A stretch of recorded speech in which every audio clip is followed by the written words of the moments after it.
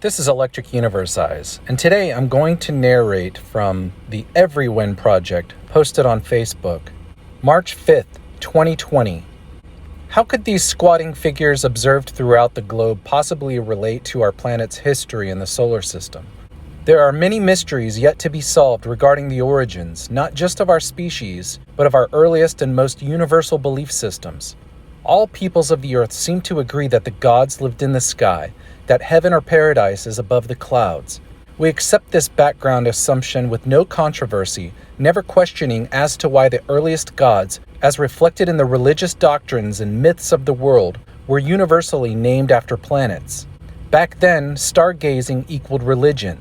The ancient priests were all astronomers. Why would this be the case? What could possibly have led to this state of affairs?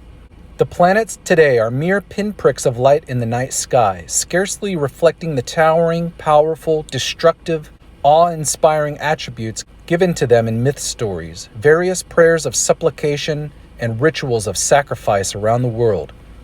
We have the Roman names for the planet gods, but the earliest pantheons were all named after planets and consisted of four main players: Venus, Mars, Saturn, Jupiter. Venus myths particularly present us with some serious questions because Venus was universally spoken of and depicted in ancient art as a comet or a goddess with very long tangled locks, even snakes for hair, known variously as the hair star, the maned star, the broom star, the bearded star, the dragon star, the feathered serpent. Babylonian prayers sing the praises of a radiant Venus Ishtar and beg her to refrain from sweeping her blazing tresses across the land and laying waste to the fields.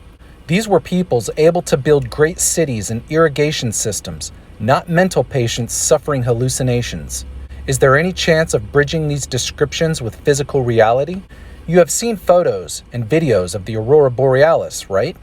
We know that the aurora is a plasma discharge glow. High-energy solar wind ions crash into the upper atmosphere at the Earth's magnetic North Pole and start to glow in different colors like a gigantic neon sign.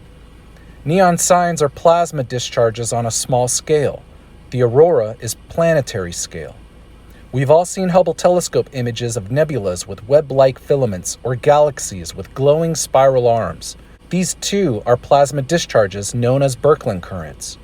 But this detective work trips over the fact that we think our planets have orbited as they do since their creation billions of years ago.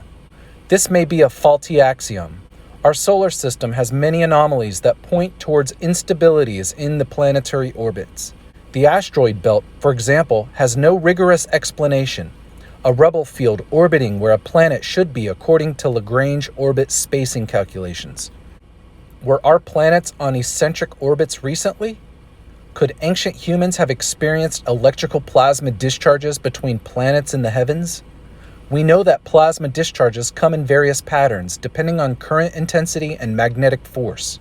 Plasma laboratories have created a range of reproducible patterns, usually bell shapes along an axis that can turn into toruses or raid wheel spokes, or long random fingers like the plasma ball toy. We see these patterns in rock art, petroglyphs, and early depictions of the gods. The most telling of them is the worldwide image of the Squatter Man, a stick figure with two inexplicable circles at either side.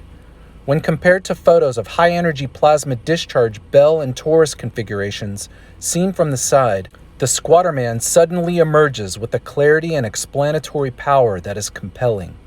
These myths and depictions have, until this theory, had no explanation that holds up to hard examination. The ancient myths tell us what was seen. Jupiter gashed Mars's thigh with a thunderbolt. Now take a look at photos of the Martian Valles Marineris with that thought in mind. You are now in the realm of the Everywhen.